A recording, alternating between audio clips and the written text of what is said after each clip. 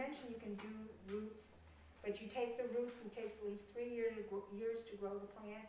Then you crumble up the roots and dry them and make them and pulverize them into a powder. And I was really pleased with that color. Really gorgeous color. Lots of yellows, but I got to the point where I wanted something besides yellow. So there's the madder root, and this is indigo. And now for 3 years I have grown indigo in my garden. You use the leaves, okay, of the indigo. The first year I grew 3 plants. The process of dyeing with indigo, has anybody seen dyeing with indigo? It's fun to watch. Your dye pot has the leaves in it, and you use chemicals, and I can't think just what they are right now, but it creates a yellowish green pot of water with a skim on the top. And you put your wool in, and as you take it out of the pot, as it hits the air, well, when it's in the pot it looks yellowy green. You take it out, and as it comes out, as it hits the air, the oxygen causes a chemical reaction that makes a blue. How did you discover that? I read a lot of books. I read a lot of books. So the first year I had my 3 little plants, and I followed all the directions in the book, and it didn't work. I got yellow. So, okay, something went wrong. The next year, and I had no more plant left because I chopped the whole thing all in one attempt. So the next year I grew more plants. And I figured I can try 3 or 4 times this year. I went off to Common Ground Fair and came back. Oh, the frost had gotten them. They were all blue where they'd been frostbitten, and they were all, couldn't do it that year. So this year, I grew a whole bunch of indigo. I was so proud. It was beautiful. It was the best indigo I'd ever done. The frost got it too. So the climate that we have in here in Maine isn't the best. You want to harvest the indigo when it's blooming. That's when you get the best color. That's probably what I did wrong the first year. I didn't know anything about having it bloom. So then the next year, the frost got it, and then this year it bloomed nicely, and I just was too busy, and I didn't get to it, and the frost got it. But I'm going to, so how did I get this? Well, you know, I bought a little package of powder where somebody else had taken the leaves and pulverized them down and did the little chemical thing to make it called Indigo Easy. It worked. Okay. And then this, I believe, now that's cochineal. I've got some most amazing lichen. Yeah. Well, I can't find it right this moment, but in here someplace is something very similar to this. Very pretty color. It comes from, you know, when you go for a walk in the woods, those lichen that are black, brown things that grow on the rocks. Some places it's really a lot of it.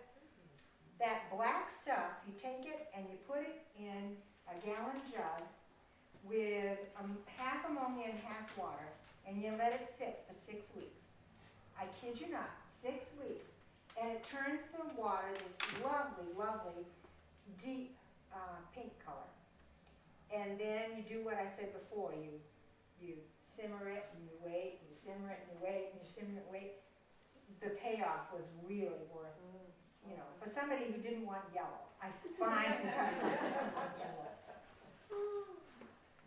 Okay. What I haven't said yet. Okay. So the first time we did lambing, I told you about that. We got Lucy and Winnie. This year we had 15 lambs, and next year we're planning on 30 lambs. Plan? Okay, I think I've covered what I had planned to cover. Are there other questions? And then the yarn can either be knit or you can use it for weaving or doing what you do. Yep. Do you use a knitting machine? You sometimes use vegetable peels or vegetable something, or is that just hard to get enough of it to do anything? I do. I've used red cabbage, and it actually made a very, very lovely sort of a bluish color. And And they do think it was because I cooked beets this last weekend. I hate to throw that water on. oh, yes, and with a little vinegar, I've got my beets. Beets and vinegar. Beets and vinegar. Beets Now, when I go shopping for yarn, I'll look at yarn. This is blackberries. This That's is blackberries. blackberries. Yeah, this is coffee grounds. You know that stuff you don't normally throw away? Save it for a week and make, I think that's a yummy color. For some of them. I think this is sumac berries. Very pretty.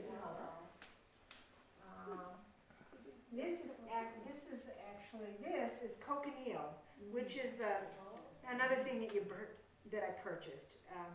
There are little bugs that grow on the cacti in Arizona. They get crushed up and make this color. So you're welcome to come up and rummage through this basket of plant-dyed items and see what you can find. What else? What would you use to The make Swift? green? Like a green, like the, Green comes from making something with yellow. Here's an example. This is marigolds. It came out kind of this color at first, and then putting an iron solution in, about a tablespoon of an iron solution. And I made mine by taking some rusty nails and screws out of the barn, putting them in a gallon jug of vinegar and water, and letting it soak for months. And it got all rusty looking, you know. And then you take about a tablespoon, and it transforms from something very, very kind of into this nice shade of green. I think it's very lovely. It is hard to get a good green. The best greens I've never done, and that's from a nice yellow like this plus indigo together. Gives you some very nice greens, and I'm looking forward to doing that someday. The Swift. Once you've got a skein of yarn like this, I'm going to ask you, Betty, to assist me if you would.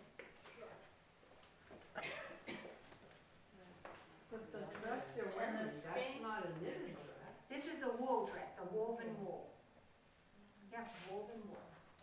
So the Swift is adjustable. You can, this lever here holds it in different positions. And so you adjust it to the size of your skein. Can you reach over there? Bring it around. Fold it a little bit. There we go. How many yards are on your skein? About 150 yards is the standard that we use. So then this would be clamped normally to the table.